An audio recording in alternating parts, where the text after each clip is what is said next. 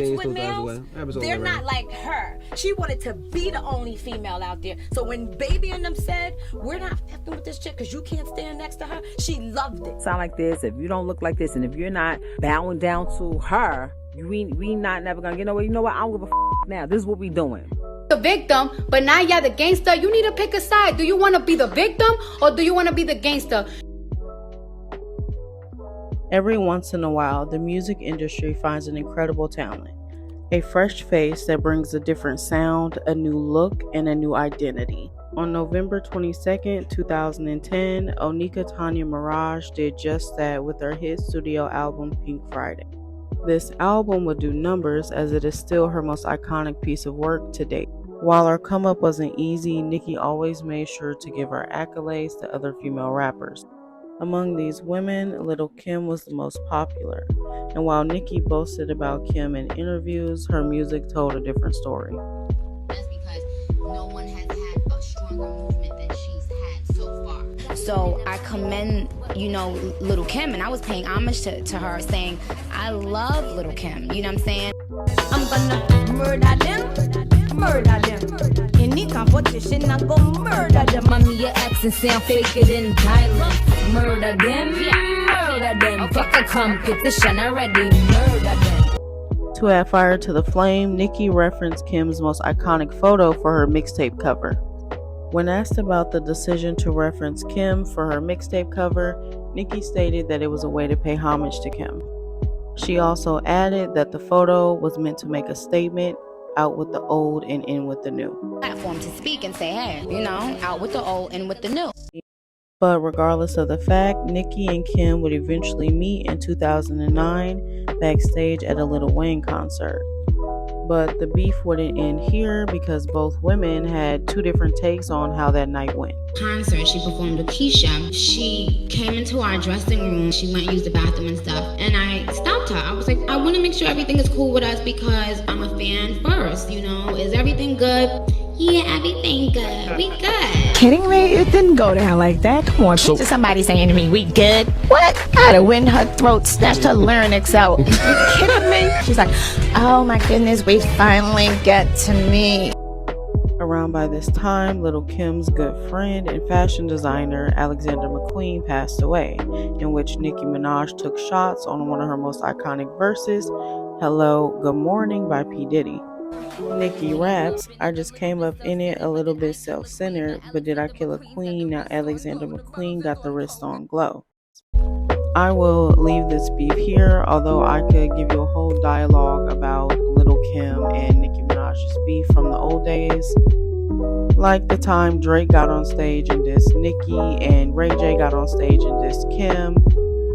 Or the time Nicki allegedly dissed Kim on Pink Friday, Roman Reloaded, and Kim came back with the whole Black Friday mixtape. Or the time where they even went back and forth on Twitter about album sales. Or the fact that they did a song together and Lil' Kim said that she stole her sound. But for time's sake, we will end it with my final thoughts. Nicki early on in her career did look up to Lil' Kim. But she saw the perfect opportunity to diss Lil' Kim on not one, not two, but three of her mixtapes. Beam Me Up Scotty, Sucker Free, and Playtime Is Over when Lil' Kim went to jail for a year over issues with Foxy Brown. And with the help of Big Fendi, her then manager, more on him later, she was able to do this. It is not unusual for artists to diss other artists in order to garner attention from one another. Rapper Keys even talked about this after she dissed Nicki Minaj to garner attention for her mixtape. I didn't intend to get a lot of buzz from dissing Nicki, but that's what happened. You're looking at Keys because I dissed the shit out of Nicki And back then, when Keys dissed her, Nicki was still on the come up herself. But by Keys dissing her, people paid attention because Nicki was the bigger artist. I created Nicki Minaj from zero. Zeros. Big Fendi is the man credited for making Nicki Minaj who she is today. Discovering her in 2006, Fendi would put Nicki in one of his On the Come Up DVDs. In the early 2000s, these DVDs would feature up-and-coming artists in which Big Fendi himself would either sign or manage. Fendi is also the man credited for changing Nicki's last name from Mirage to Minaj, in which he stated would be genius marketing strategies. I created Nicki Minaj from zero. Nicki Minaj had a MySpace. It was a fucking flyer page. I changed her page, I changed her name, I changed her image. Not only did Fendi launch Nicki's career, but he is also the man responsible for this photo. Fendi would later admit that he was trying to create the Little Kim era using Nicki Minaj, but he never got the chance once he introduced her to Deb Antney, a very popular manager back then, as she managed her son Waka Flocka and also Gucci Mane. Deb and Fendi would have a disagreement about how overexplicit he was trying to make Nicki. When she took the picture, she squatted with the lollipop. Okay. I said to her, "You are not Little Kim. Okay? You cannot, not to her, but I said to Fendi, you can't bring Kim back." He was obsessed with that kind of stuff. Atlanta. Nicki went out there, and then Debbie brainwashed her. Debbie got out there, Debbie got her little tactics. I guess Debbie hit her with the, Nicki Minaj. I don't know about that name. He's trying to take you in the wrong direction. Nobody could brainwash Nicki. The only thing that he's upset about is I wasn't letting her get on the cover of his DVD named Fat PU ... Nicki would eventually sign with Young Money while also being signed with Big Fendi. But after that contract ended, Nicki pretty much cut ties with Big Fendi and focused on her career. Nicki would have her lawyers contact Fendi to offer him a $15,000 finder's fee, in which he took but felt was too low, as he is the one who discovered her.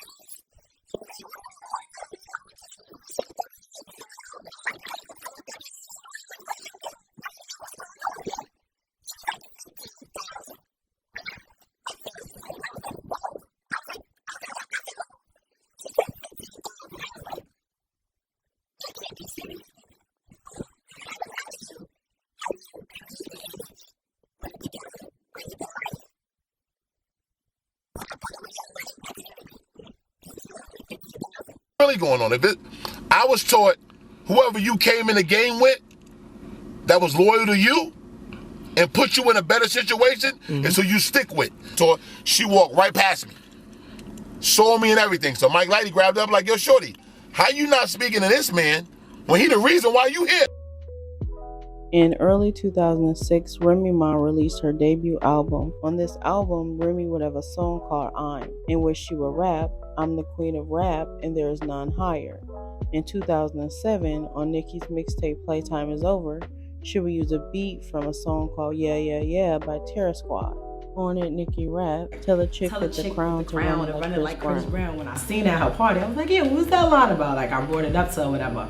Like, I don't know, to this day, I think it was a stab at me. I'm gonna get you back for that, by the way. And yes, this could have been aimed at anyone, but why choose a beat from Terror Squad, which is Remy Ma's group, similar to what she did to Lil' Kim.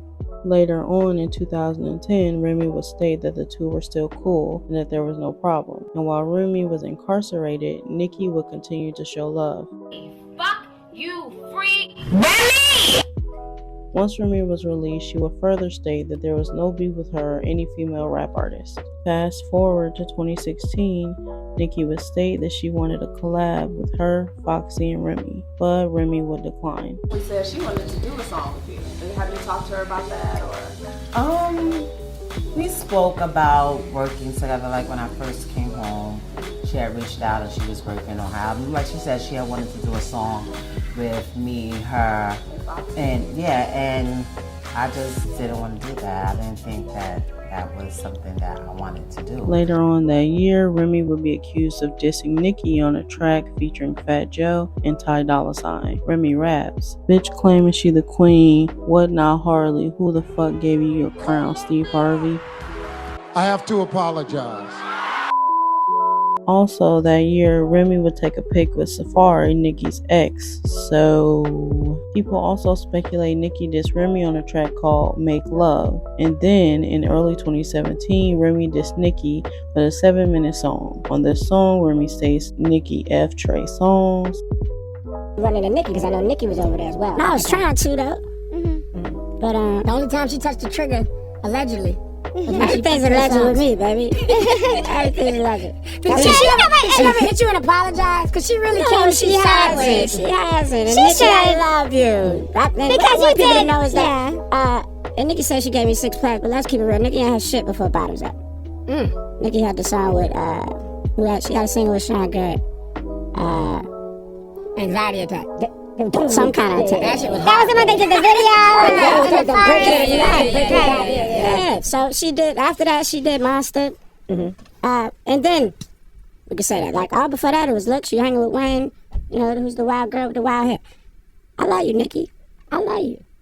You came at me wrong, you disrespected me. But I love you. I think she was misinformed. Because it was like she jumped. I was definitely bothered by it, but I'm not going to disrespect her. I'm not going to talk crazy about her. Like, we got history, you know what I mean? We've done amazing things together. But I think she jumped the gun. She took it out of context because I saw what you said on Instagram. Right. And I was like, okay. I had already cleared it up. And that's why she did it. But she didn't see that part. That had nothing to do with me. So you need to go research something before you go talk. Lil Wayne and Drake. Never fucked Wayne, I never fucked Drake.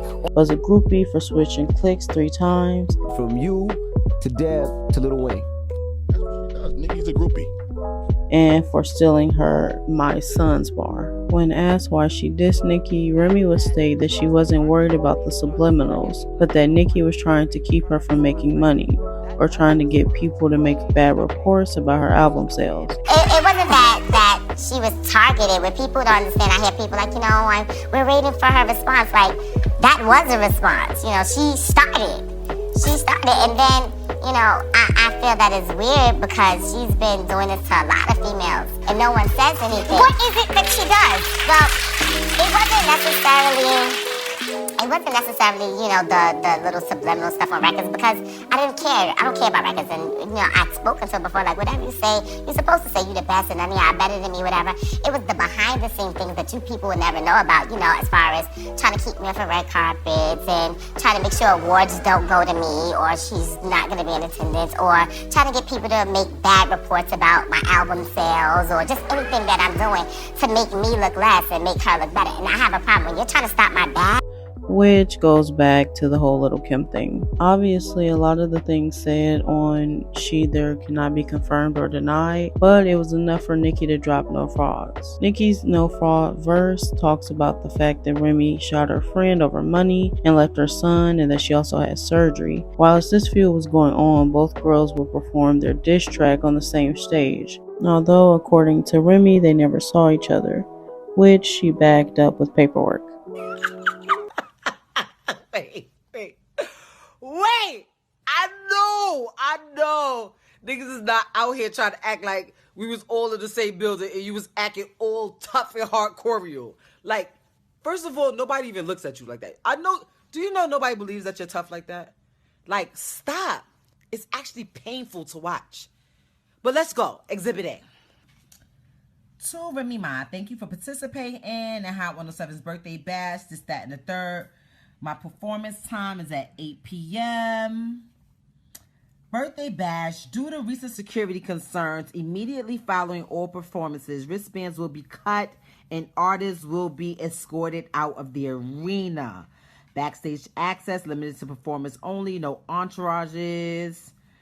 You'll be asked to leave if you don't have a pass. Absolutely no guns, no weapons, not even for security. Since then, the two will go on to diss each other in various songs. Feelings about, because you did get engaged in a rap beef with Remy, like she made. I didn't engage in a rap beef. Cause I don't wanna hurt nobody. Did it over text, didn't call me. Still got love for your mommy. I know you wanna be somebody, even if you gotta leave somebody. Yes, I'm hurt, yes, I'm jaded. Most of the things I don't wanna say. I won't be around while you chase.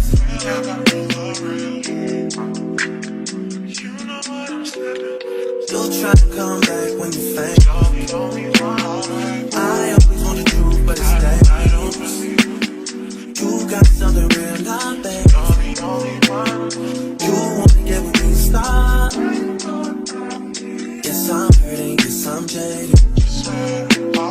Most of these things I don't wanna say. I won't be around while you chase. You wanna hear me up when you make it. You'll try and come back when you're famous. I always want the truth, but it's dangerous. You got something real, not basic. You wanna get with me, stop.